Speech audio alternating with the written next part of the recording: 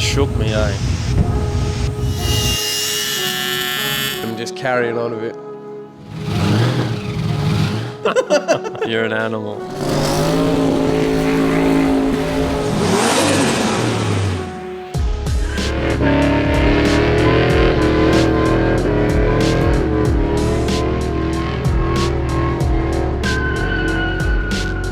Whether you are watching us on YouTube or listening to us on your favourite podcast platform, welcome back to the Torq podcast.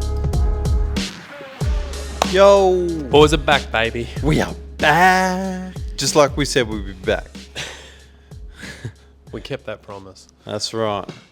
And I know people on the OG channel are saying that the channel's dead, but that's just because they haven't found this one yet. It hurt. Yeah, it did. Only because it's true. That's right. But the potties are still living. And the potties are far easier to produce. No, we're getting a video out. Yeah, we are. Yep.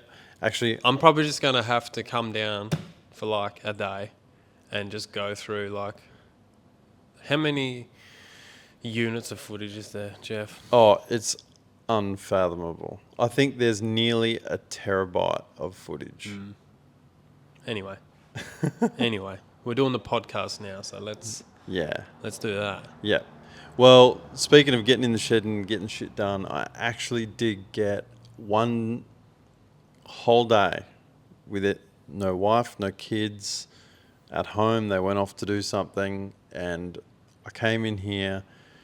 It's funny because in the podcast, right, obviously it's a video deal, and you'd know, but the people watching wouldn't know that basically I just shoved everything off to the side, just outside of the view of the camera, so that we had a space to do it.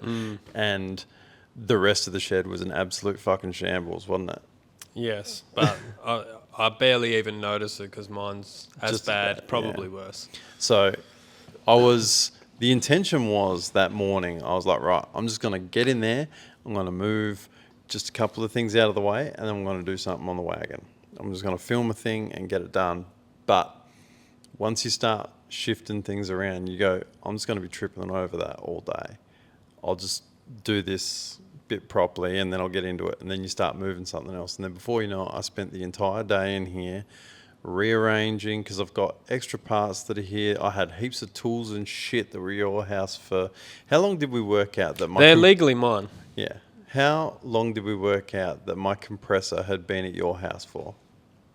I think it was over 2 years. I think it was actually nearly 4 closer years. to 4 years, yeah.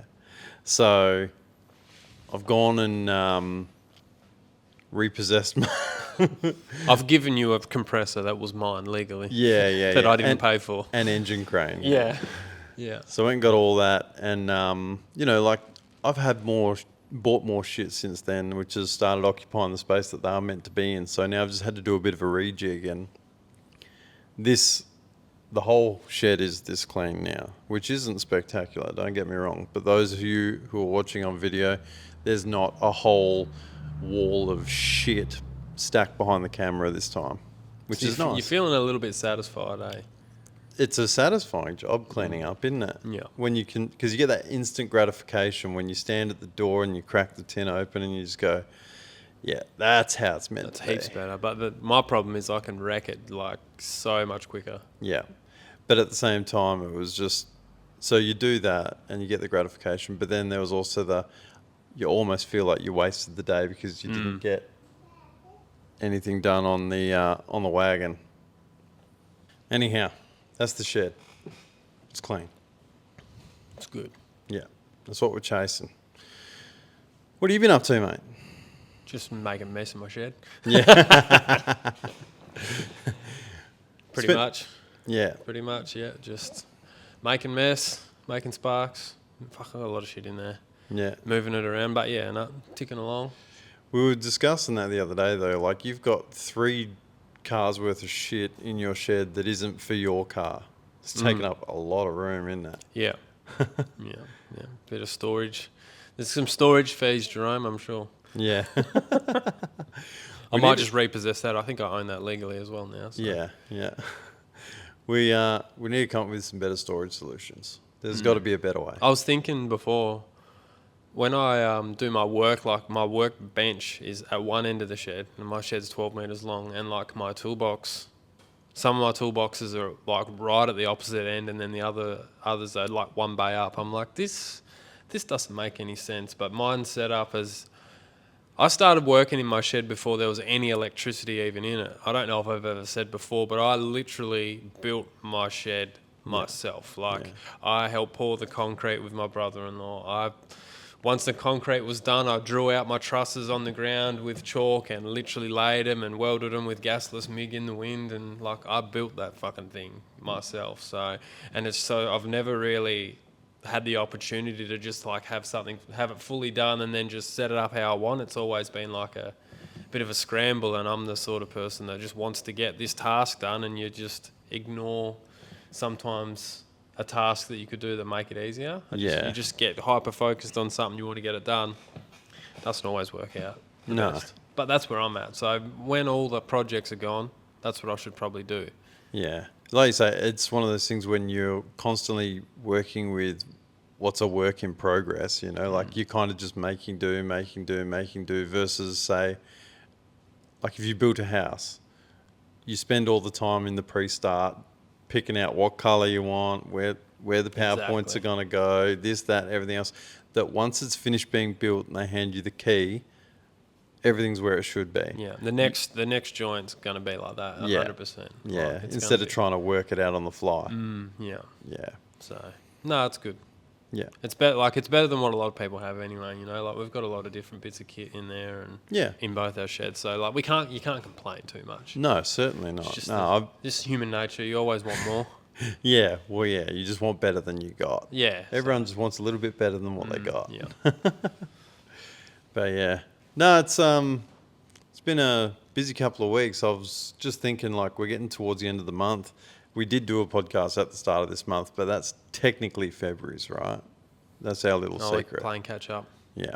So that's all right. We've got another guest lined up. Sweet guest. Oh. Yeah. So yeah, we'll probably do that, and hopefully in the next, I don't know, week or two. Yes. We'll catch up with Chris. We might cruise out, catch up, and then we'll make it happen, I reckon. So awesome. Yeah. Former grand champion of motivation, you know, just getting some notoriety. Some high quality guests. All our guests are high quality, but you know, adding to that list, so it's going to be good. Yeah, that'll be some cool stories, and we'll get James on as well. That's another one. Yep. So we got plenty to look forward to, ladies and gentlemen.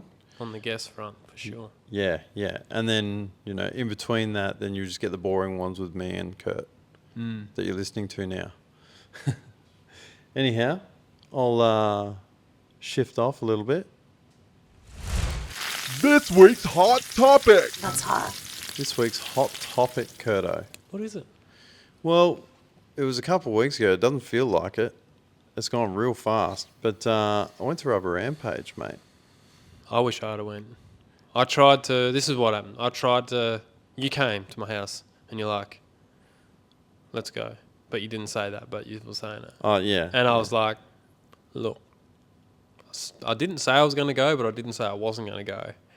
And like I just touched on before, I'm trying to get shit done. Yeah. So I just put things off when I really shouldn't, because that day was a bit of a bust. I had 2 goes at a funky merch collector and they both failed. So it was a bit of a bust up for me. At the end of the day, from when I left your house to go and have a great time, and from when I got back home, which would have been about the same time that you would have got home from having a great time, you hadn't moved any further forward than where you were. No, I just knew that the 2 ways that I wanted to do it didn't work. So you could kind of look at it that Perspective, right? Yeah, exactly. But that's just all part of it. Yeah. That's custom cars. They're so much fun. It is, yeah. I went up there for a bit of a gander because, you know, it's important to support the local events, particularly ones that are just getting off the ground, I reckon. So go up there and have a showing for the boys. And I tell you what, that got to say hats off to Richie and James and all the guys that were involved in running that show. They made me feel very welcome, which was really, really cool. And I got to talk to a bunch of people out and about. There's a bit of a story on that, which I'll probably touch on a little bit later. But yeah, really awesome event, I thought. Burnout events aren't particularly our thing, like not usually what we would sort of froth over, but I got to say, from the other burnout events that I've been to this one, they kept it flowing really, really well. Because, say, at Motivation, right, there was 160 open class cars, and it felt like it took a while to get through them. This event being their first one, I think they capped it at 120 entrants, which was probably a good idea. But just the way that they had their staging set up, so you had like a pre-stage sort of off to the side of the pad, then you'd have 3 cars or something that'd be dragged up to the end of the chute, and then as soon as one's out of the pad, the next one's going. Like, they were just constant bang, bang, bang to try and get through it, which was really good from a spectator's point of view. There wasn't much downtime. There was always something going on, which I really thought was great. They had a bouncy castle, face painting, ice cream truck, like something for the kids to do, which was really cool as well. And like I say, having the capped entrance, I think you could definitely put some more cars in there. But for a first event, it was probably a smart move just to cap it. Yeah. But yeah, had a really, really good time. Got to say, the smooth cruise was good to see everyone behave themselves. I think I was the most rowdy one out there. I was walking past my camera, and then James, one of the organisers, just said, "Oi, do you want to take my car out on the track?" And I was just like, "Oh, I was just going to go over, just film some interviews or whatever." What? And he's just like, "Oh, dude who was going to drive my car is just like teed it. He's busy doing other stuff. If you wouldn't mind, or if you want to, whatever, you don't have to. It's a methanol LS VX Commodore, skid machine, as they all are out there. But yeah, so I was cruising that around the track. Had Mick come for a lap with me, and a couple other punters as well. One bloke with his daughter, so I went for a nice little run around the track. Something different, isn't it? Yeah, man, it was pretty cool. And I was just giving it a few revs and whatnot. But like I say, everyone was very well behaved on the smooth cruise, which was good to see, because I think that kind of thing is what's going to help them put their foot in the door for progression later, so that we can maybe try and get back closer to, say, a Gazinats or a Power Cruise style event, which I really want to see happen. I'd love to see happen. But yeah, had a good chat with Steve Sines. Obviously, we had a bit of a chat with him at Motivation, but Yeah, we had the unveil, yeah. yeah, but it was good to not have A million people. a crowd really? three Yeah. deep around the car Yeah. while we're having a bit of a yarn. And also managed to meet Heath from Castlemaine Rod Shop, who was a very, very warm fella. He was really nice to talk to. Had a bit of a chat to him after Gee Whiz come off the pad. I didn't stay for the Pro Burnouts on the Saturday night. It was the Pro Burnout finals. I sort of felt like my job was done and time to go home and pay the debt to the family. But everyone was, like I say, everyone was well behaved. The crowd were super pumped about it. Even down the licensed area, you had a couple of blokes who maybe 1 or 3 too many stubbies, but fairly well managed from what I saw. I did hear that there was some shenanigans on Friday night, though. A couple of boys that maybe can't handle Just their booze. G'd up. It's the first day of the event. You know how it is. Yeah, You get a bit G'd. Yeah, a bit of first Not night defending fever. them, but you know how you can. Oh, be. yeah, bit of first night fever. That's but the one, yeah. yeah, I don't know. If you're going to start punching on, man, Yeah, that's not cool. you take that somewhere else. Yeah. Yeah. Leave the bundies at home. Yeah. They didn't even have them at the bar. I don't know where they came from. No. But, I've got to say, again, hats off to the crew that got in there, got it done. We'll sort of go, like I say, we'll probably get James on the potty and he can sort of go through what he felt their successes were and what improvements can be made for next year. But that's only going to be a small part of the conversation that we have with him. He's got a much bigger story to tell, I guess, in his history. So, yeah, looking forward to that one. I see Mick Hammond unveiled his newer Yeah. Falcon burnout car. Wide GT, open. Yeah. GT, FG. FG GT, yeah. Wide open V 3.0, I guess you'd call it. Yeah, at least, eh? Yeah, probably. What was it? Yeah. It was the VE Clubby. And then I think he had the Ute. I think that was Oh. wide open, the blue VY Ute. was that wide open or was that Schmick? Oh, fuck. I Oh, don't know. yeah, it's hard to keep up with that bloke. Yeah, true. I don't know. I thought it was, but I could be wrong. No, Because you it might- was blue. Because every single car's blue. Yeah. I think it's like nearly the same blue, isn't it? I think so, yeah. Oh, Which is no. funny because I believe he's colourblind. No, so- they're not. No, not? they're not the same. No. So the XY was a different colour blue to the VE, I'm pretty sure. And this FG is definitely a different colour. It's Yeah, like okay. a darker blue. It's more like the factory sort okay. of colour that the FG would have came in. But yeah, it had all the GT. A typical Mick like build, like a nice Yeah. pro level car. Yeah. It had all the GTP aesthetic pack on it. Melted the side skirts off it. Beautiful. Yep. Because, that's what you do. I'm with sure a they're car. super easy to get and they're not much to buy either, I'm sure. yeah, they probably cost a bomb. Because I'd I'm say. pretty sure, someone can correct me if I'm wrong, but I do believe that FPV have like a proprietary style plastic in their bumpers and like body kits or whatever you want to call it. Yeah, okay. That makes it so you can't like plastic weld it up. Like, so when you break it and fuck it, like you can't take it to like the panel beater or the plastic welder and Stitch plastic it up. welded up. Yeah, I do believe, and I could be wrong, but someone did tell me that that's what they do. It's got like some sort of a plastic / composite sort of mix that just doesn't weld up like an old Commodore, or not an old Commodore, but say like a second gen Commodore that's Yeah. just got like whatever that plastic is. Yeah. You just, melt it back together. Well, that probably makes sense as to why they're A, hard to find, B, expensive AF. Yeah, it's a good Because- business model. Yeah, well. Yeah. So I'm sure, well, knowing him, he's probably already got another set of side skirts because he's usually onto that kind of thing. But yeah, it looks like probably no changes to the driveline from what was in the XY, XW. Yeah. Blew which- it up again. Which I believe that's. Did he? I Yeah? think so. I believe so. Yeah, okay. I don't know. Didn't ask him, but yeah. Yeah. So that's got a BNR small block Ford set up in it with the big blower and yeah, all that gangster stuff. I believe the XY's for sale now as a roller. I'm surprised it's not already sold. Well, it could, It needs to go back to doing what it did before, being a drag race car, eh? which that's what it was before Mick got his hands Maybe on it. Yeah. Maybe Mick needs to get into drag racing. Maybe. He might. How many motorsports can he fit in though? I mean, Speedway, Burnout's going to put drag racing He in kicks as well. ass in all of them too. So like. Yeah.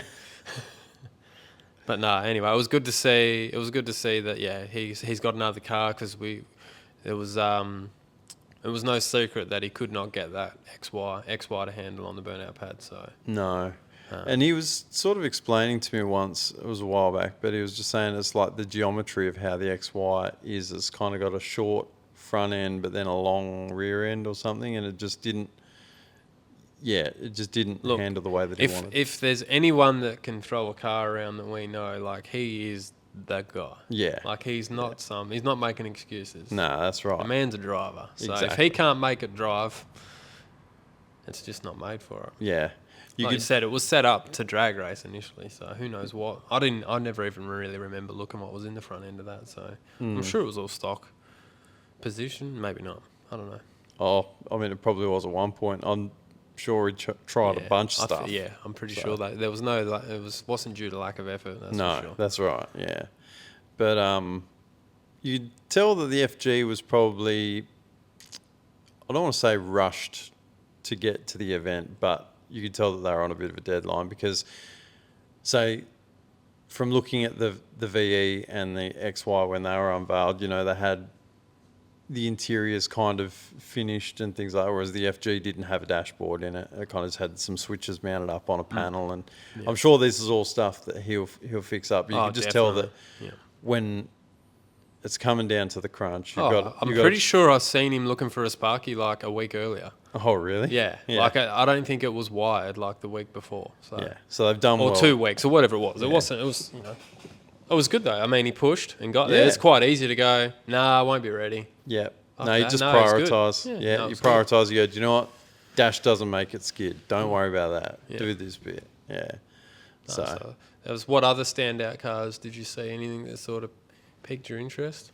Yeah, there was a lot of 6 cylinders, and there was a couple of like really clean ones, which was a surprise for me. Because when you think of the 6 cylinder class, you just think basically paddock bashes with a welded diff sort of thing. But obviously our mate Josh was there, and he painted his car about a week and a half or 2 weeks before the event, just to try and capitalise on those couple of bonus points if you had, the presentation marks. But there was some actually really clean ones. There was a yellow XF, which I actually saw on Marketplace, I think 2 days ago. Oh, was that the barrel one? Barrel-powered one? Yeah. So that was really nice. Jake Higgs was there with Foggin. That thing always just sounds pissed off. Local legend. Yeah. Goes really, really well.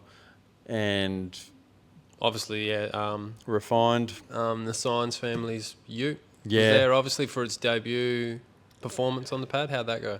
Yeah, went exceptionally well. I mean, aspirated LS, there's not really much can go wrong with him, right? It's pretty reliable gig. So, Steve, as you'd expect, drove Look, the I'm wheels pretty off us. sure he's done a skid.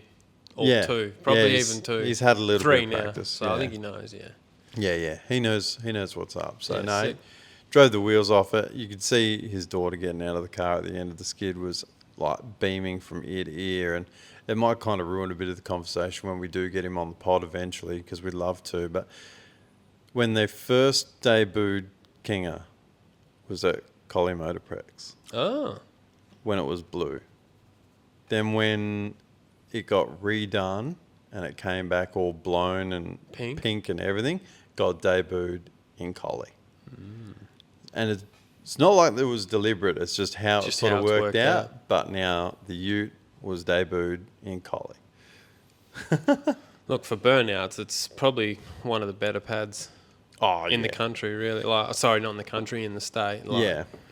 Well, speaking with Heath from Rod Shop, it was his first time there. He'd never been to Collie. Said he loved the venue, thought it was great. But he goes, the pad's big, which is amazing, but those tyres look scary as fuck. Yeah. He's like, when you're out there, those giant dump truck tyres that are lining around the edge of the pad, he's like, they are intimidating. You don't want to go near those fucking Yeah, and you don't bounce off them. They sort of, you grab, you grip, grab and stop, and they do more damage than a concrete barrier would. Yeah. That's what we were told, so. Yeah. So he...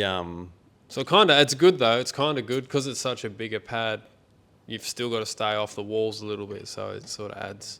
There's still some skill. Yeah, and because it's not a straight wall either, because a tyre's round.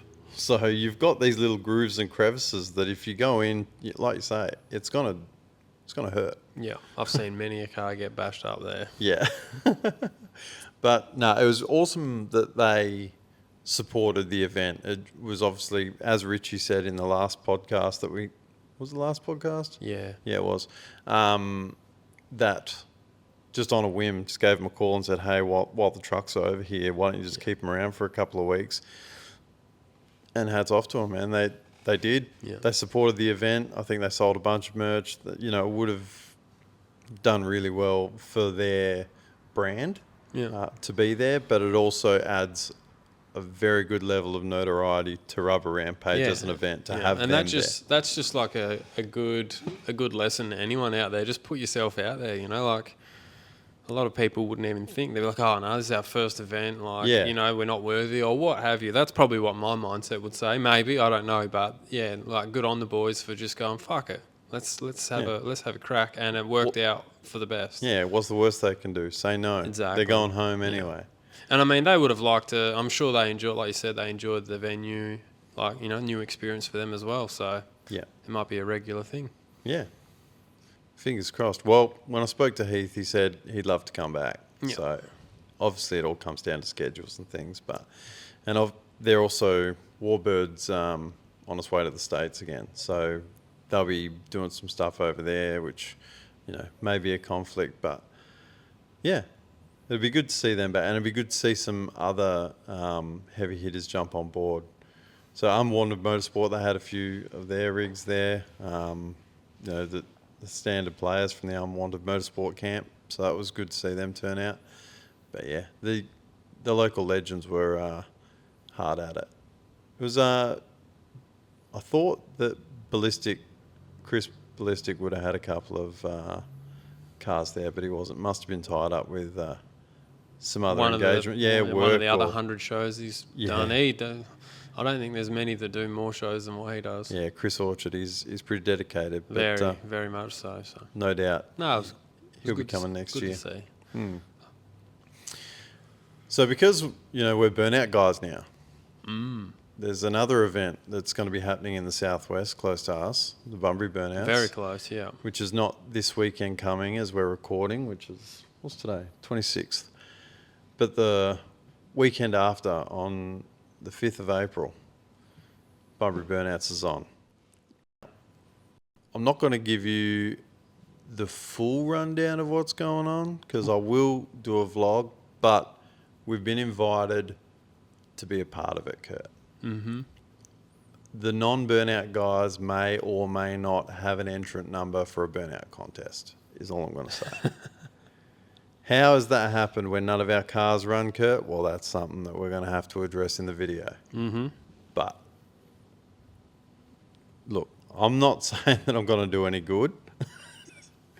Haven't thrown. We could almost guarantee that we're not going to do that great.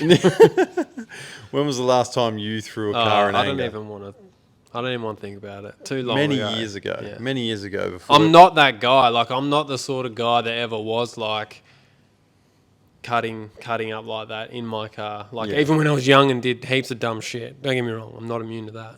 But I just never really got right into it. Yeah. I've done a couple, like when, say, Western 5 was open up in Collie. Couple of cars that I've helped mates with, or like I've helped build the car and then they've just gone, here you go, you get the first go, and so I go out there and have a crack. Or the old industrial area, you'd find that nice big open intersection that was for road trains and you could do a couple of skids there. But I've never been nothing like where you like fully belt and sets off the way. Nah, that's what I mean. Yeah, nothing where you just the old Captain Hook or a few hoops here and there, but not like like sort of the level. Oh, I mean, I have belted tyres off a car, but it's not a regular occurrence. No way. But that will be the aim in about a week and a half from now, where roll on. We're going to turn into burnout fucking fiends. This is like, look, it's not really our thing. Yeah. It's not really our thing, except we just worked out how to really tune in this mech injected fucking 871. No, we won't have one of those, by the way. But what we will have, you'll see in a future video. It's still plenty good. Yeah. Probably too good. Yeah. Too good for an L plater. Probably, yeah. But big shout out to Brad and all the crew from the West 8 Towing Bunbury Burnout competition. Another comp that's putting up decent prize money. I think it's over, much like Rubber Rampage, over 30 grand in prizes and another really cool trophy up for grabs. Yeah. So you saw the photo of the trophies that we had at Rubber Rampage. They had the nice 3D printed blower up the top of them and whatnot. Bunbury Burnouts, they've got something different. I'm trying to see. I can find here we go. So we've got prize pool. I don't even know if I'm allowed to say this. Oh, I think it's published. Is it? Yeah, I think it's published on the page. If we've got a few different classes here, but we've got in the Smoke for Dough. I think that might be Friday night. $1,500 per class for the win. Nice. $500 per class for Wooden Spoon. Here we go. 20. Does that mean I might get $500? Possibly. Possibly. Sixes. So the 6-cylinder class, first place $4,000, second place $2,000, third $750. blown 20,000 for a win. Whew, That's pretty good. that is. 7.5 second, 2,500 for third.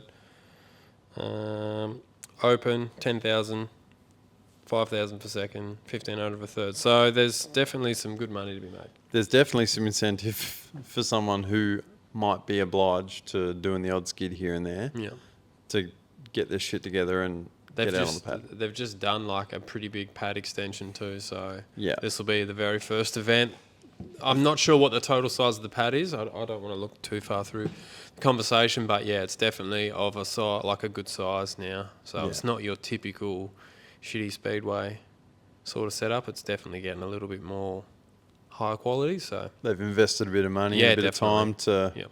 sort of kick it up a notch. yeah, so if you're in the Bunbury area or willing to travel, go and check it out. That's right. So that'll be on Friday the 4th and Saturday the 5th of April at the Bunbury City Speedway. I'm not sure if we're skidding on the Friday or the Saturday. I should I probably think you double can check. do both. I'm Yeah. working all of them, so it's going to be an after hours thing for me. Yeah, yeah. unfortunately, but that's all right. Yeah. So I'll be down there. I'll be down there definitely on Saturday, ready to shake in my boots and hopefully belt the tyres off this poor vehicle, which has been lovingly provided to us. Yeah, it's got a brand new paint job and brand new cammed engine, and it's not a 6-cylinder, No, it's definitely not a 6-cylinder. and it's not an old car either. It Well, it's sounds- actually some people would call it old, wouldn't they? Actually, you know what? I'm not going to bring the video up. I'm not going to put the video on the potty, but I will give you a bit of a sound clip because this will give you a bit of an idea of what I'm dealing with. Oh, I'll do it again.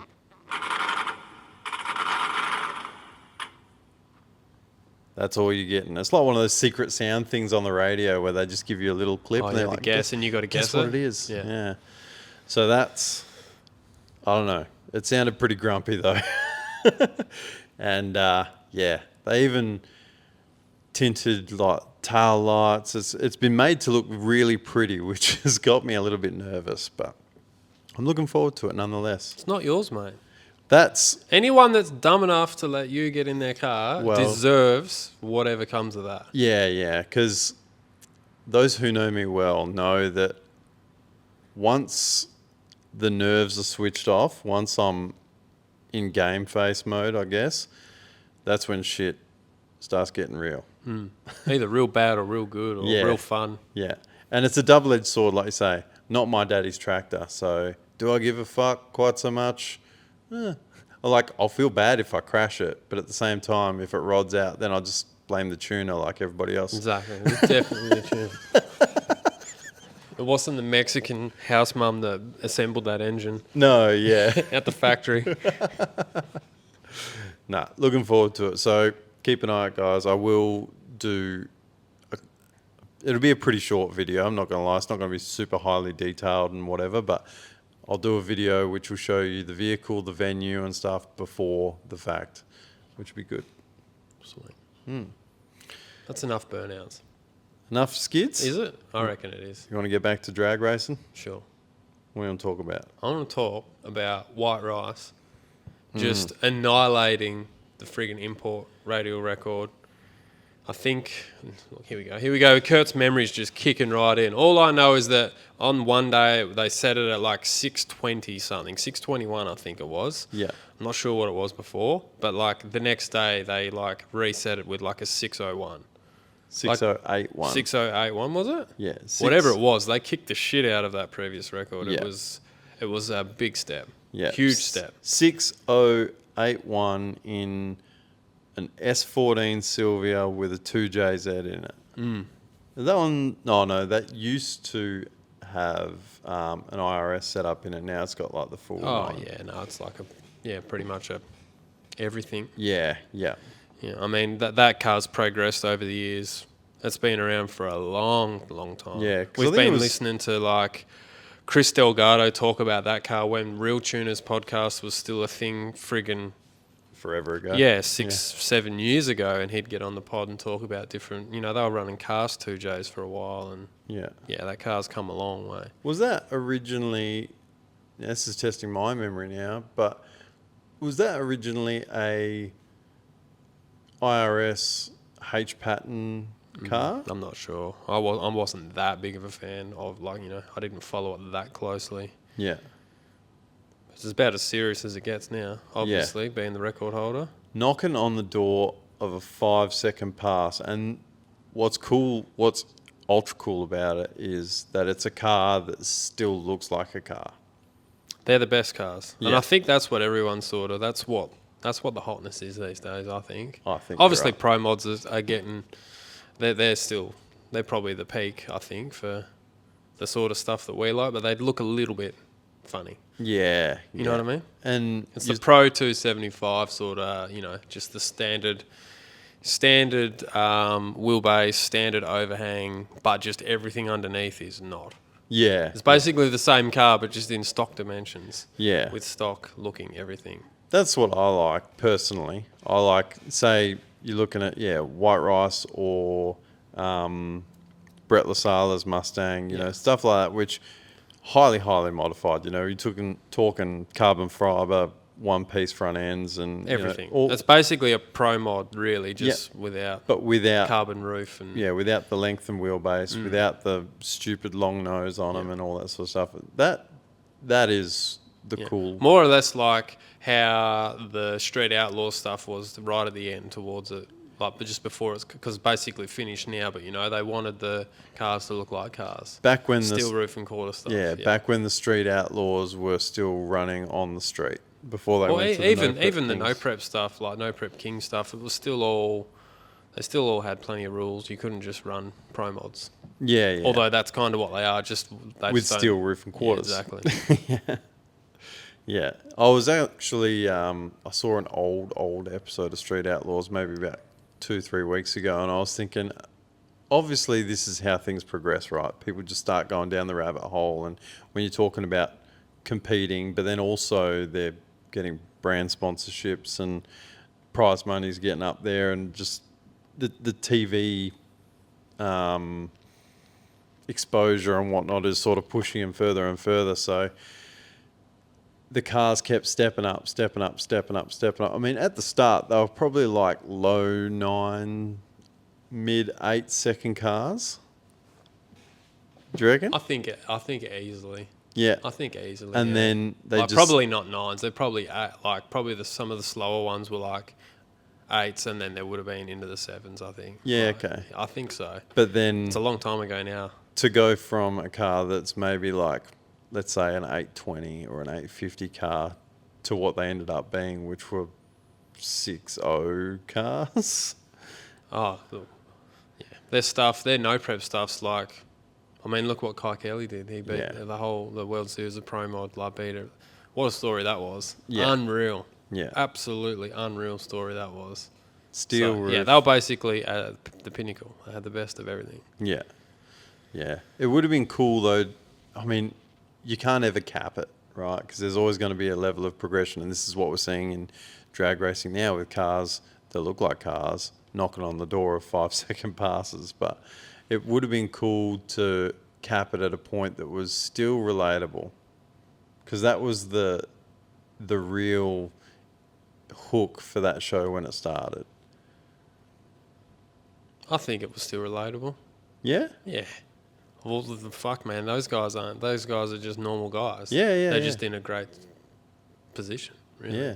So it wasn't like they were like, yeah, I found it would be relatable. Okay. Not realistic to get there at the current point, but it was Yeah. definitely relatable. You can imagine if you were in that position, you'd be doing some similar stuff. Yeah, probably. Yeah, if I had some sponsorship deals and some sort of TV incentive to keep getting it after it, yeah, you probably would. It was a hard job, but it was probably a pretty fun job at times.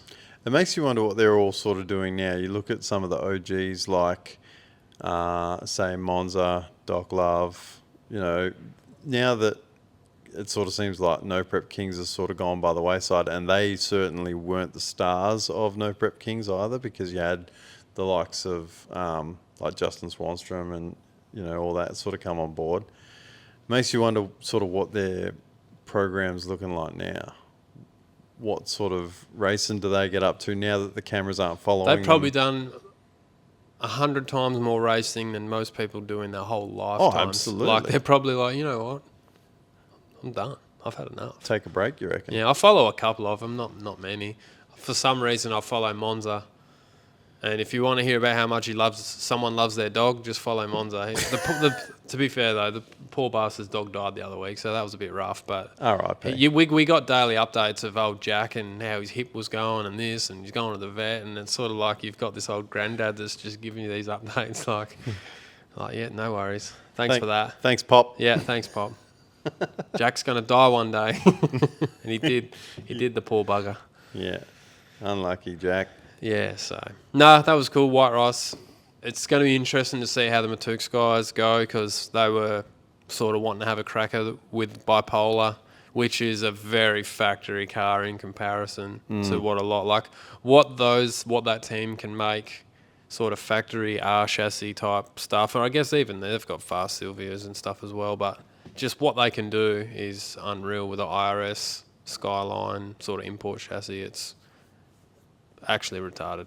Yeah. So it'd be I mean, on that subject, see he crashed the Pro Mod the other day. I did see that. It slid on its roof for a fair way, but then see him walk out of it, that's a testament to a properly built race car. To crash at that speed, to be out of control of the vehicle for as long as it was, because it didn't stop until it hit the sand, and then to still get out of it by yourself, walk away with someone just patting you on the back going, "You're all right, mate." Yeah. That's amazing. And then get in the VL straight after. Jump back in a car and made another I think pass. he got super lucky with how the car hit the wall and just how it went. There wasn't probably as much G-force involved as what a lot of other crashes like that at that speed. So he was super lucky. He's a mad guy. Like, he's just literally a mad dude. Yeah.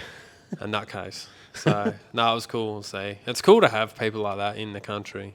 Absolutely, like putting Australia on the world stage as far as what they do. It's awesome. Yeah, there's no question the level of dedication that comes out of that shop. Yeah. Well, after you watch, you like Mac Daddy, the YouTube channel, and the stuff that he's doing. I think, how many engines was he? He has like 9 billet RB engines for his new Pro Mod that they're racing over in the USA at Texas. Where are they going? They've got some big race that they're doing over there, or a few. They're going to try and break the world record. So that is wild. 9 engines, 9 billet engines. That's wild. I couldn't even afford 9 pistons.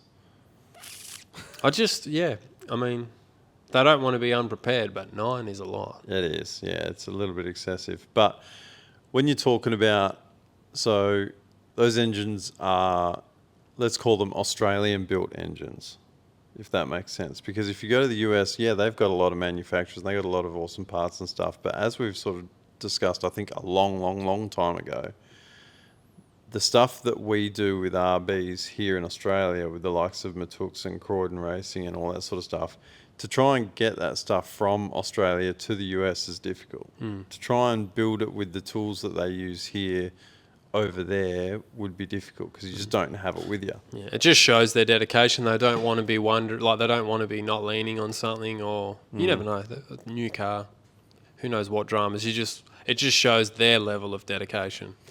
He has a lot of cars, that guy, so those engines will all eventually get used up. Just reminds me of that. What was his name? He was on all of the buy and sell groups for ages from Dubai.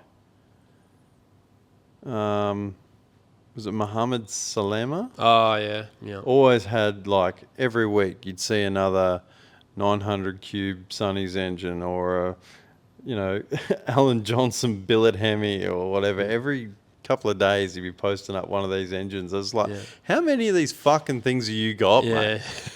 He's like the orange bullet of Dubai, eh? You got yellow bullet for the US. He's the orange bullet or the red bullet or something, eh?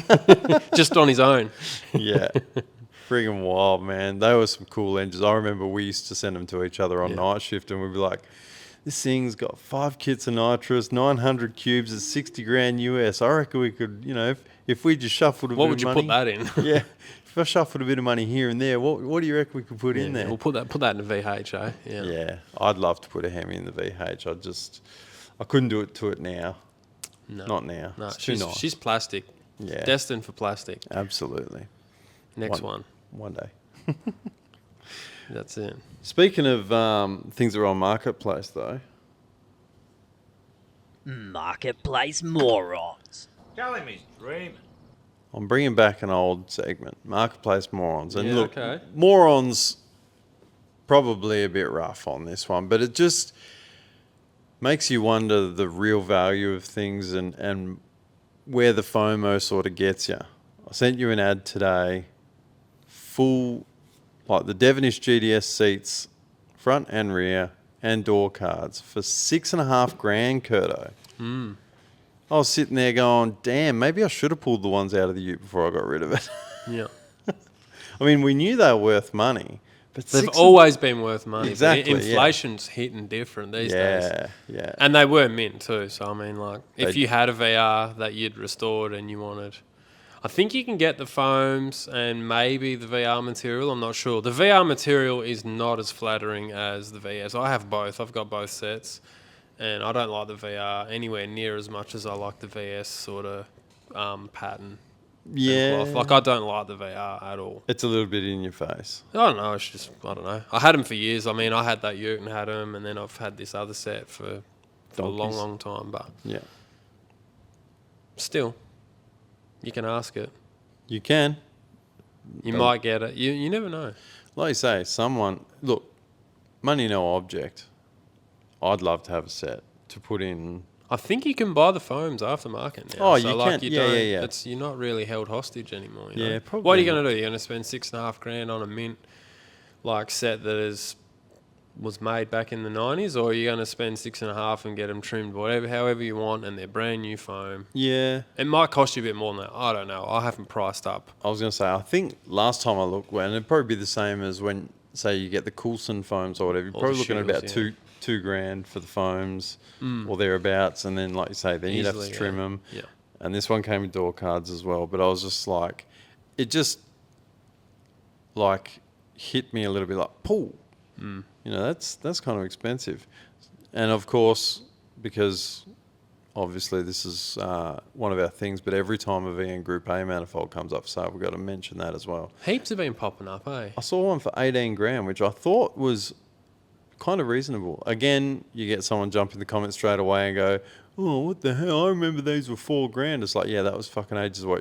That was long time decades ago. bro. But then you've seen them go up 20, 21. Some people trying their luck at 22. I don't know if they're getting $22,000 for them, but to see this one come on the market at 18,000, which had everything: fuel rails, wire pipe, airbox, you know, like everything that you need. Because some people are just trying to sell them just intake manifold and rocker covers. There's a lot more to it than that. A lot of the time they're not complete, yeah. Yeah. But this That one did look like it had a fiberglass airbox. Oh, did it? Yeah, it kind of looked like it. Looked from the inside, it looked like it was fiberglass.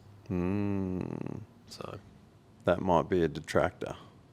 But I guess look, at the end of the day, I think you'd probably get it for 15. Like 15 to buy one, especially in this current climate. Like they've have to have come down. Like, you'd think so. Yeah. don't know. Yeah, the used car market's starting to come down a little bit.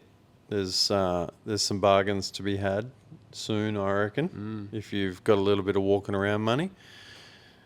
I wish I had a bit of walking around money because there's been a couple of cars pop up lately and I'm like, ooh. We there's don't one- need any more cars, bro. Bro, We don't. don't tell me that you aren't half tempted with that white one that's about half an hour down the road from us. No. You are. No, not yet. You Not yet, would man. love it. No, not You'd yet. love I haven't it. even had time to put my shit on my car, the friggin' 3 days worth of work I have to do, if that, to do mine. Like, I literally haven't... I can't even remember where I put the box of all my sensors and stuff. I don't know where it is. In the mess. I'm in the zone at the minute. Yeah. Not the right zone, but... But we're approaching that time though, I guess, where we've kind of, not that we've scheduled it in, but got 1 or 2 milestones to hit in your shed currently, to where it'll free you up a little bit. And we've worked it out that there's probably 3 days worth of work to get your car ready for the dyno. Like, it could probably go to the dyno now, but we know that there would be problems to face. We could have it in probably 3 days worth of work, have it unequivocally ready to rock. Yeah. So, As soon as I get my plate cleared, yeah. it's on. And the wagon, for everyone that's knows about the wagon, the VH wagon. The that low is. cut fuck truck. Yeah, so that's going to be on the dyno in a probably very, very similar. If not, we might be able to book them in to be on the same day. Yeah, possibly. We're hoping to do it sort of just after Easter, if we can get our shit together. There's a couple of lead items on the VH which may affect that, but powder coaters and ceramic coaters and things like that. But failing that, after the Easter and Anzac Day period, it shouldn't be far off, which would be cool. Minty, Building cars, mate, so much fun. isn't it? You know what really grinds my gears?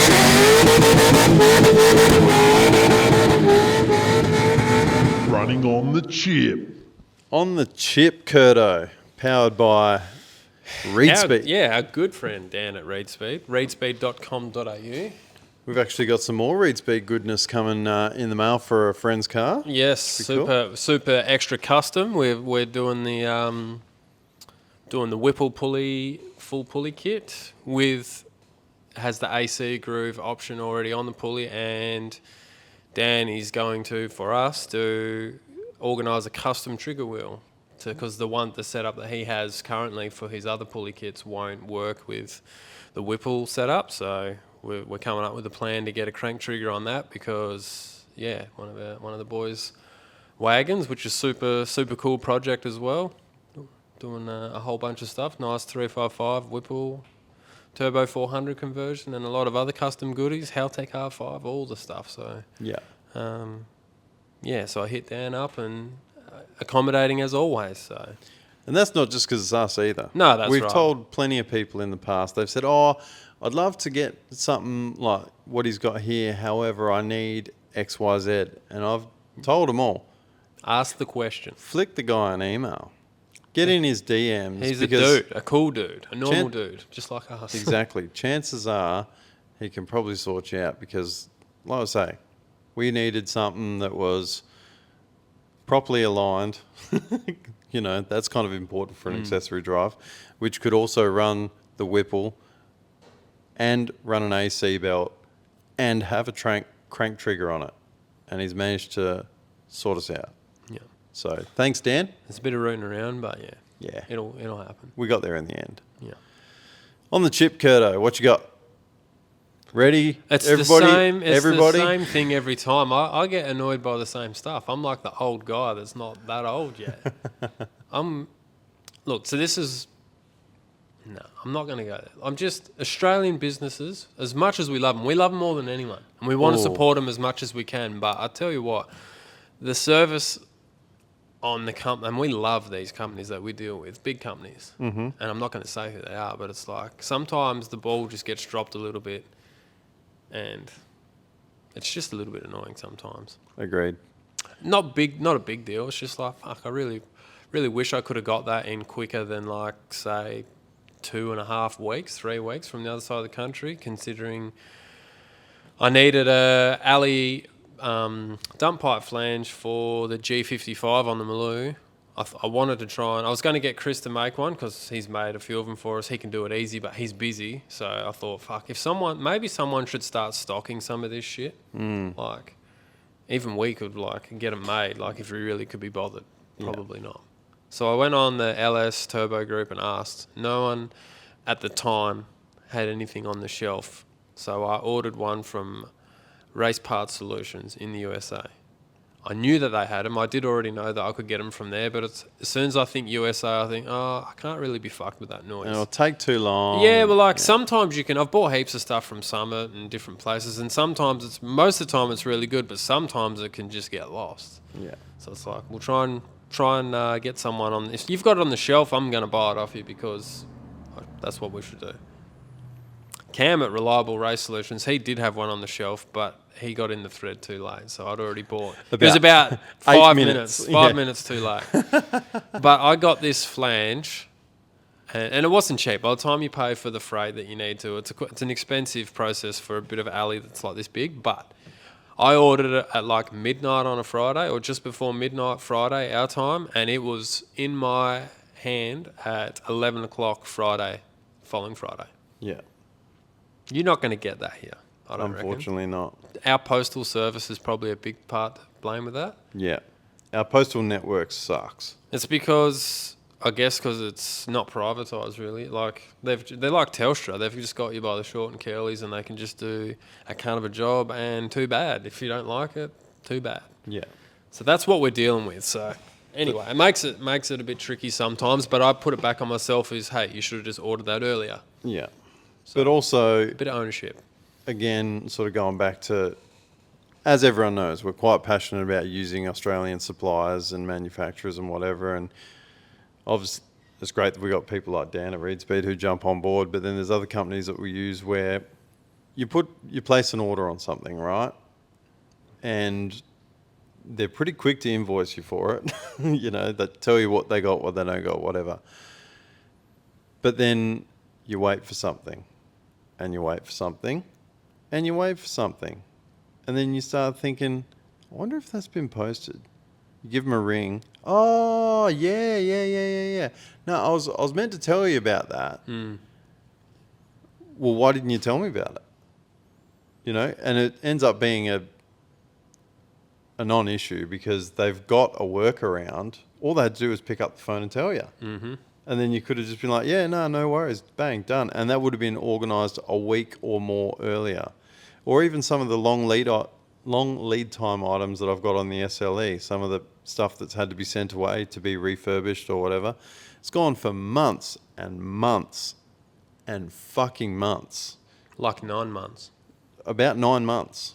I could create a fucking human in 9 months. And yet these people take that long just to fix a piece of my car. Anyhow, I was told it would be about 4 to 5 months. It ended up being 9 months.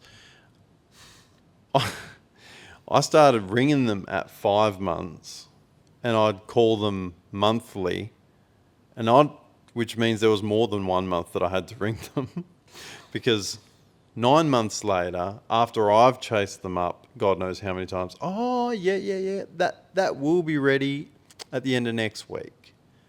Oh, geez, thanks for that. Like the lack of communication is a pain in the ass. Yeah. There's just a lack of it's up to the customer to chase them up. Customer service says you keep the customer informed and involved in the process if it's going to be a long lead process like it was. But that's something that we've said a lot of the time, is that we love Australian companies, but Australian sales culture leaves a lot to be desired. Our customer service can certainly be better. Yeah. Because if you ring the US, and we've done it on projects before, well, with the XY here, what was it, 11 o'clock at night here, we were working on the car, so we're like, oh, actually, fuck, it's going to be the morning in the US, let's give them a call. They could not do enough for us. They're like, is there anything you need? Can I, I'll send you a tracking number, blah, blah, blah, whatever.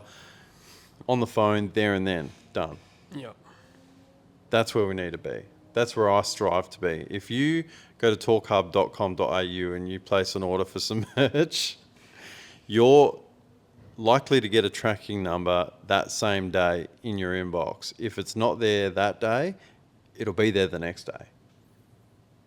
You'll get the tracking number, you'll get the confirmation email, and you'll know it's on the way. And if you send us a message, or if you send us an email with a question, you'll get a response that day. Yeah. Oh, I fucked up and got this or that. Can you swap it? Yeah. Easy. Done. Which I've had that before. Someone sent me a message, hey, I just checked the receipt. I fucking put the wrong size in.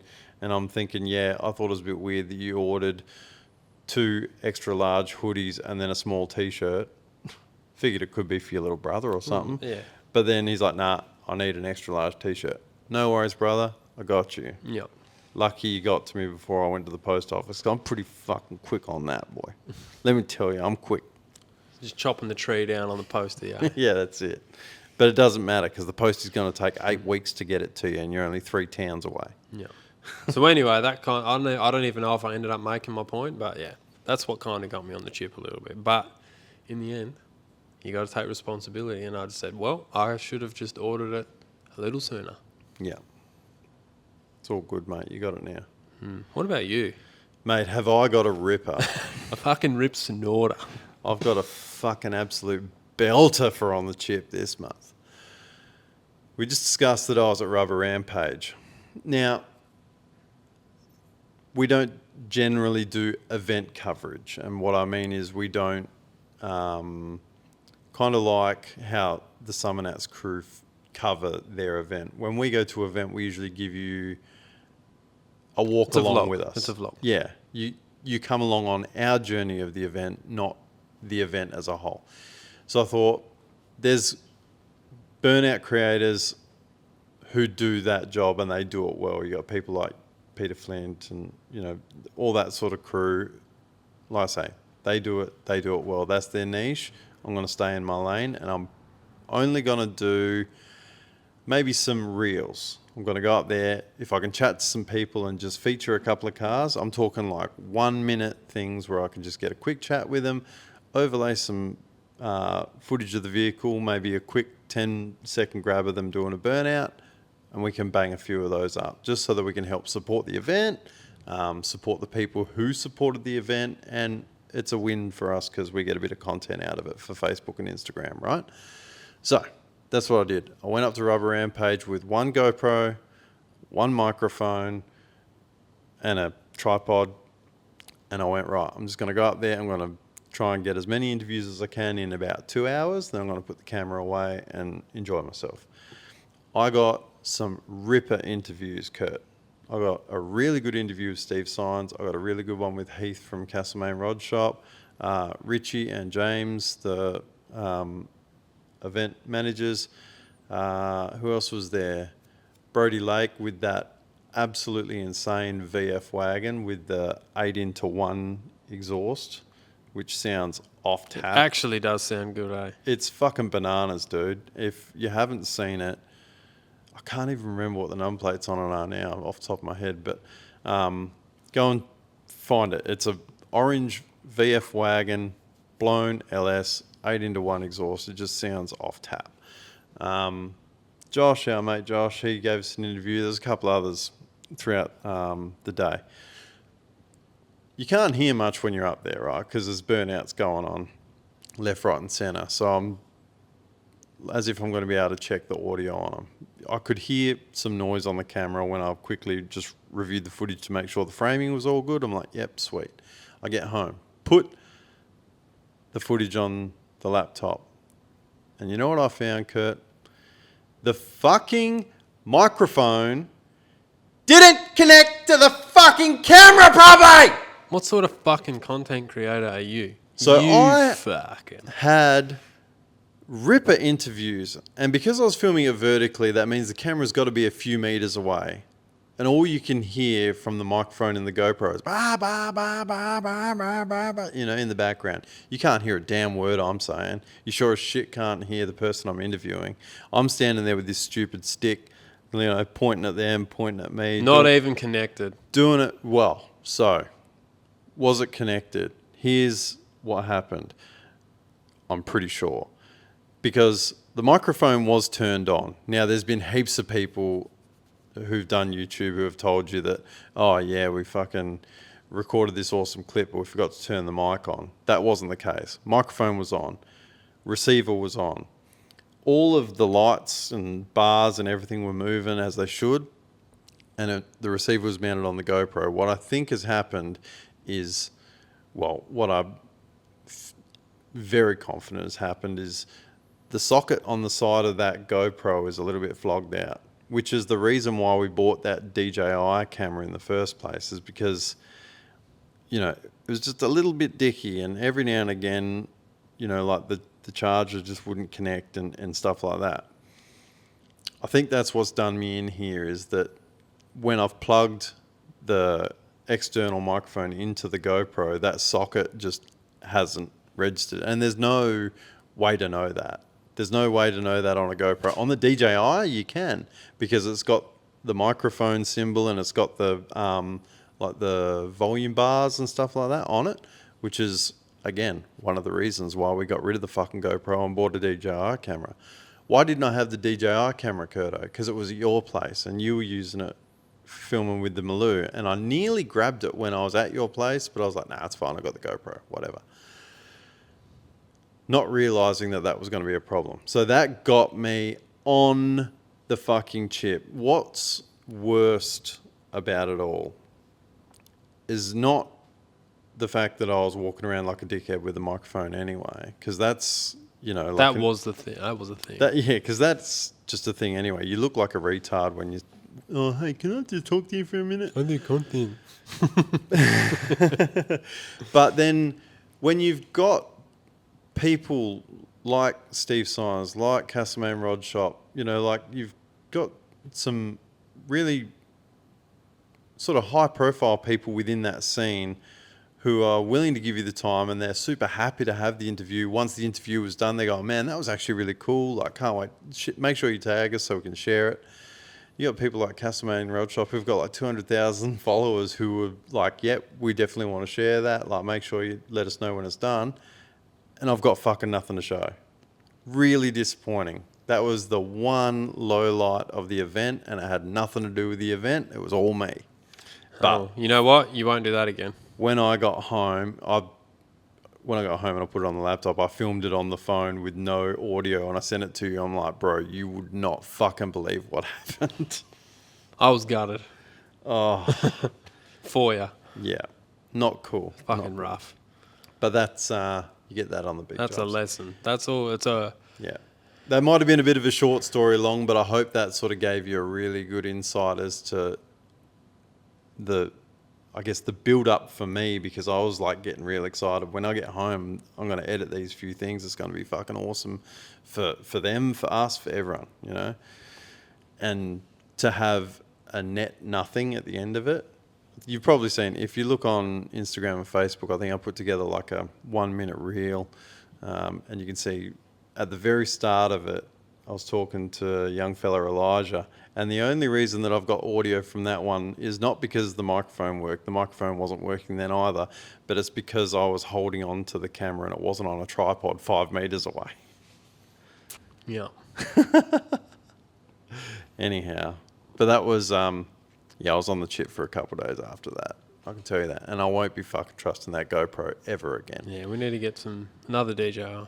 We need to get another DJI. I'd actually really like to get like a proper video camera, if that makes sense, or not even a proper video camera, but not like the camcorder style, but maybe like a Sony ZV-1 or something that's actually got a zoom on it, because that's going to be the problem when we start racing, because the GoPros and the DJIs don't have a good zoom, is that you're not going to be able to zoom down and show what the timing board does. Yeah. So we'll need to get one of Fuck, those. look at that. He's just 12 too. He should be going 9s, but anyway. Yeah. You won't be able to see that. No, that's right. We'll be able to tell him it was a 9, because you Yeah. won't be able to see the board. Just don't show the slip. Oh, yeah. well. That'll be something. Gutted for you, mate. Yeah. For everyone. That's all right. I'm gutted. It's a learning lesson, mate. Yeah, I'm gutted for the audience, because honestly, the couple of chats that I got out of these people were actually really good content, and we all miss out now. But this is the thing with us. We keep it real. We tell you when we fuck up. We put it on the internet for everyone to see. We don't hide it. We don't just act like we didn't go. That's what happened. Anyhow.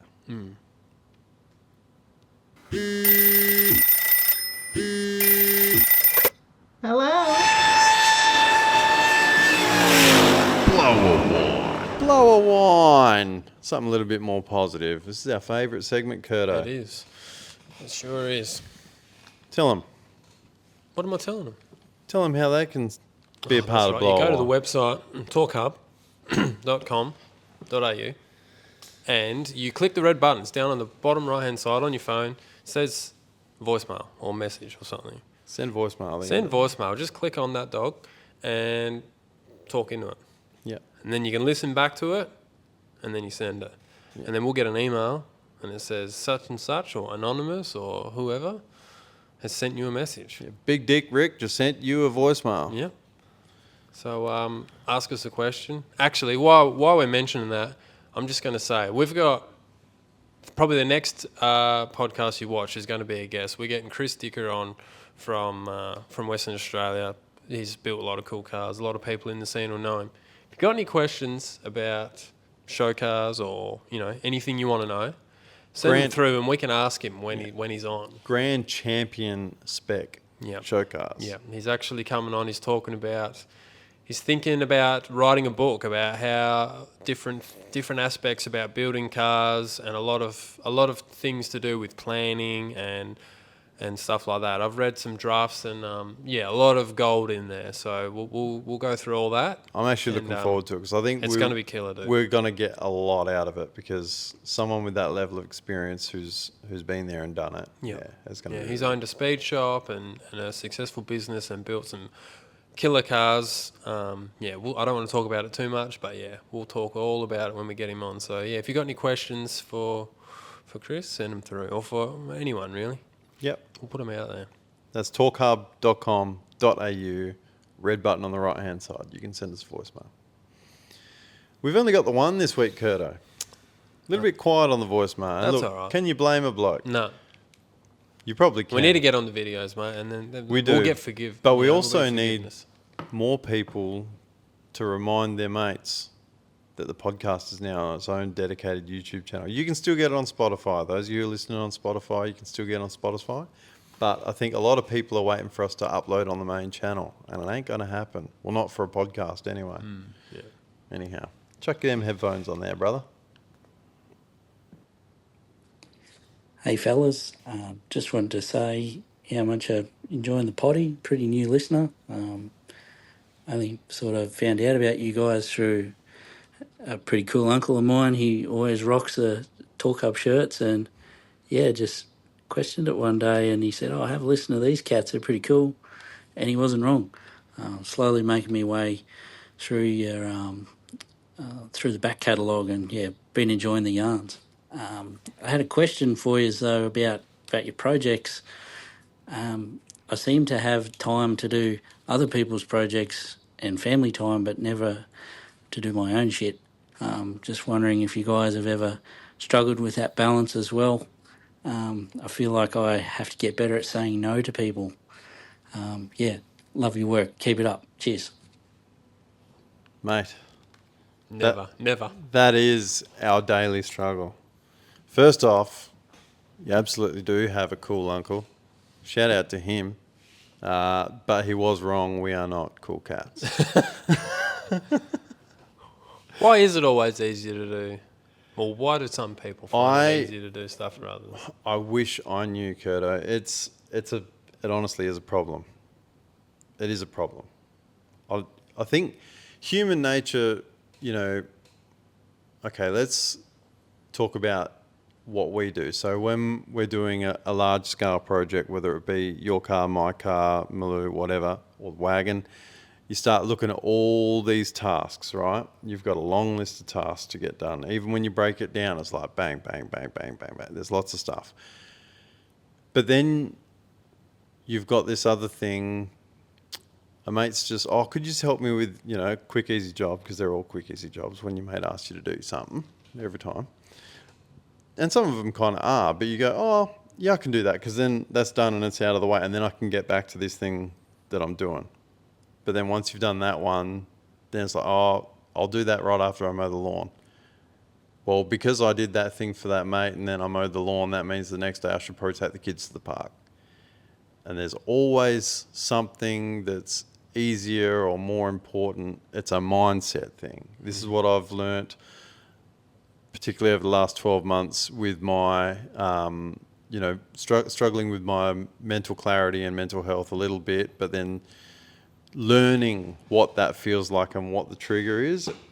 I'm learning it's just a mindset thing of you've got to work out where the priority is, and break those tasks down so that they're not daunting, and just tick them off one by one. That's all you can do. It's It really is a mental fortitude thing. What do you reckon? Yeah. I haven't quite figured it all out yet, but No, just knowing it exists is step 0.5. exactly. And I can sit here and I can tell you that in my mind, like that's what I've figured out. Does that mean that I'm out here kicking goals? No, absolutely not. Yeah. But Yeah, you tell yourself the same story, don't you? I Yeah. always feel guilty later on. Like I'm like I said, I'm dedicating myself as much as what I think I can on this current project or whatever. But you've still got all your other duties to go to. But then I'll sit on my phone and scroll for like late at night when I could really go out and just screw a couple of sensors in and mount an ECU on my car. Like, I tell myself I don't have time, but really, you probably could have. yeah, absolutely. Yep. And if we were to sort of go back to when we were pumping out videos, right? Let's go back a couple of years ago and we were putting out pretty large scale production videos, 25 minutes, but they were probably like a week's worth of work in the shed and we were putting them out fortnightly. The price that was paid there was our homes were in rack and ruin. Mine still is now. Because you're just spending all your time either in the shed or on the laptop, which then the wife's getting shirty because you haven't done anything with the Rightfully kids. so. Yeah, exactly. But it's like you haven't taken the kids down to the skate park in a month when that was a regular thing. And, so then you go the other way, right? You go, okay, yep, I recognise that's a problem. So now you spend all your time with the family, which is great because they're getting a better version of you. But now everything else is being left by the wayside. Trying to find that balance is super difficult, dude. Yeah, time management's something that I definitely want to get better at, and that's kind of why I've started, because I've been known for just getting by with what tooling and what Yeah. I have.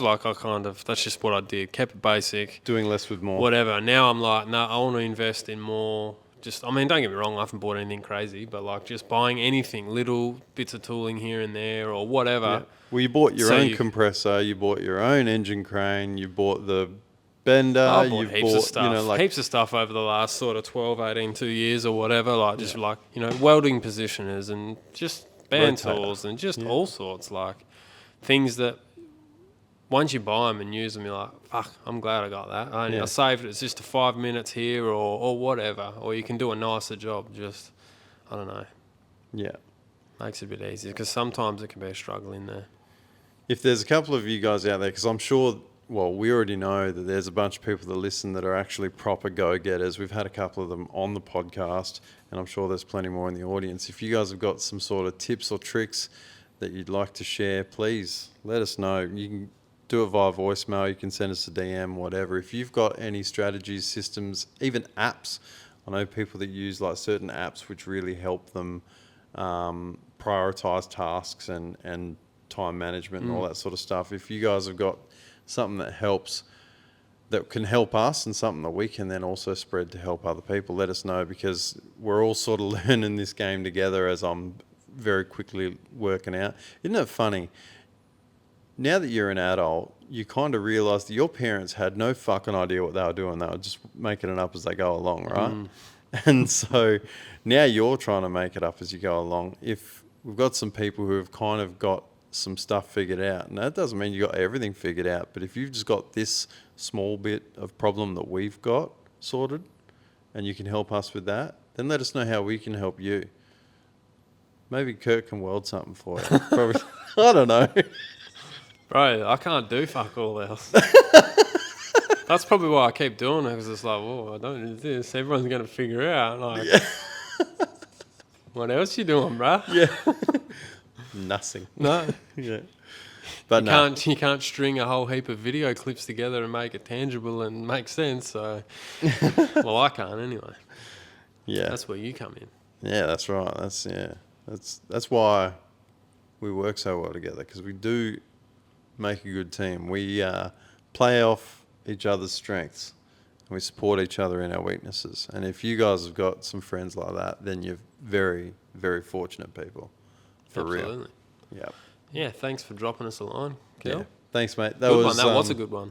That was a good one, and not because it was super in depth or whatever, but I think a lot of other people are gonna like hearing that they're not the only one. You know what I mean? We try to sort of keep it real here on the podcast and let you know when we're sort of struggling as well with getting projects done or whatever. But yeah, it's good to hear it from an unbiased third party, a total stranger from probably the other side of the country. You're not alone, mate. We all have the same dramas, and we just got to help support each other, to motivate each other to get it done. Yeah. And Just that gotta was keep on kicking on. that was the part of the reason that we started uploading our content to YouTube, is that it breeds that level of accountability, because then you do get someone that jumps in the comments a month after you haven't done fuck all and tells you that you haven't done fuck all, and then you go in and do something. Yeah. I think trying to hang around more go-getters as well, like, is a good idea. Like they say with anything, you can get stuck in a mindset. So depending on what sort of friend circle you're hanging out with can make a difference. Yeah. Yeah, you become a product of your surroundings. Sure. So if you surround yourself with positive people with a positive mindset, who have a bit of a go-getter attitude, mate, you're destined for good things. 100%. Excellent. What do you reckon, Curto? I've got one quick shout out that I want to do before we wrap it up. And I think this was a listener of the podcast that just reached out to us and just asked. He literally just asked and said, hey, would you mind just giving us a bit of a shout out? And I can help you out. He's got a tilt tray company. So if we ever want to get a tilt tray, you might be able to hook us up. But he's a listener, and like anyone, if you're a listener and got your own business and you're a go-getter, sure. Why wouldn't we? Someone Absolutely. locally in the area might want one. So it's this is what we've got here. So this is specifically going to help people in the southwest Yeah, or the that's Perth right. metro area. Yeah. So this is Red's Tilt Tray. He is located down in Vass. So he's providing tilt tray transport based in the southwest WA and surrounds. 8.5 tonne capacity tilt slide truck, vehicle and machinery transport, mine strike construction, fleet farming, commercial transport. Can do containers as well. So That's actually super handy, because if you either A, have a container that needs moving, or you've just bought one on Gumtree and trying to figure out how the fuck you're going to get it back home again, not every tilt tray will drag a container for you. So it's good to know that Red can sort you out. yeah, that's right. So that's Dean at redstilttray.com.au. And yeah, we'll keep shouting him out. Like, yeah, he's a car guy too. That was the other thing I wanted to touch on. I haven't met him before, but I have watched him in action. He was a guy. If anyone's been going to the Motorplex for years and years and years and years, he bought like a brand new VY tonner off the showroom, and basically took it to the snake pit at the Motorplex and blew sets off it. He's had a really cool acid. Oh shit! What was his car called? I've forgotten now. On acid. On acid, it was that Acid Rush yellowy VN Commodore. I do remember And it. yeah, he's had some other cool cars as well. So he's a cool car guy. He knows how to. If you've got a pride and joy, you need to move from A to B. He's not just some fucking yobbo that doesn't appreciate or understand that, like, hey, this is someone's pride and joy, and Yeah, they you love haven't it. got old Peter who's just been fucking raiding the Bain Marie down the road, and he's got a fucking dart hanging out his mouth and a fucking can of Coke out his pocket going, Yeah. What's wrong with this piece of shit, Mike? Yeah, so yeah, you can if you're looking for someone, potentially he could be your guy. So Yeah. and if you do, sorry to cut you off, but if you do, let him know that we let you know. That's it. Because if the community's all supporting one another, we all get stronger. Yeah, we don't care if we don't get anything out of it. No, and to be clear, we're not getting anything out of Yeah, it. it was honestly, he just said, I can help you out with a tilt tray if you ever need to move something, like I'll help you out. That's good enough for me. Absolutely. So we're probably going to be using him for other vehicles, probably nothing of ours just yet, but he'll be booked in for a job soon with us. So Cool. yeah.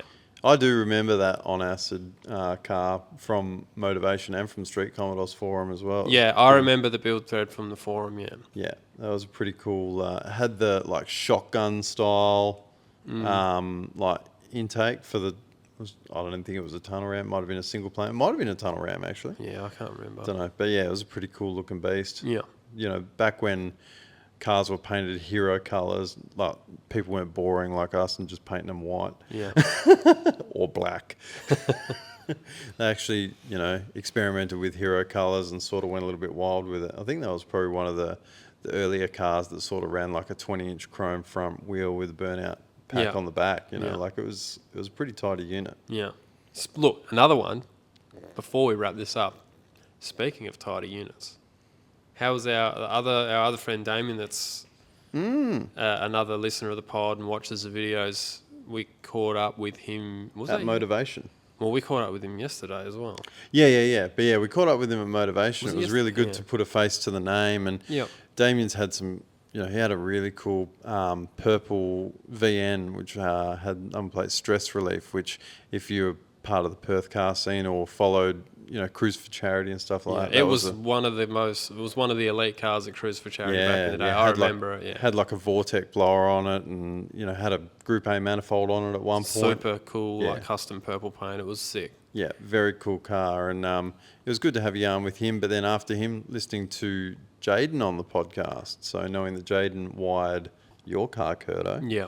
managed to link the two blokes up so that he could get his car wired Yeah. up in a timely fashion, which was awesome. So that's how it all works. See, Jaden scored Jaden and his dad at Red Light Autos, they've scored a few jobs, like through people that we know. We've put them on just by jumping on the pod and us recommending. So that's how it all works. So he got a good job. The boys got some money.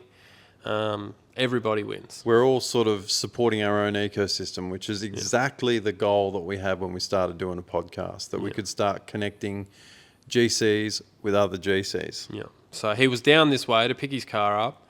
He swung by home and we checked it out, the ute. Dude. Very, very, very tidy. Yeah. Super cool. LS converted, 6-speed auto, like detail. It's not a show car, but Yeah. I'll tell you what, man. We haven't really explained what it is. It's a VN ute to make look like an SS. So if they did an SS ute in the VNs, this is what it would look like. But it's not an Atlas grey. It's probably closer to an anthracite. Very neat looking So job. he's painted all the car himself, Yeah. done all the work himself, VF or most of it. dash, So yeah, that's it.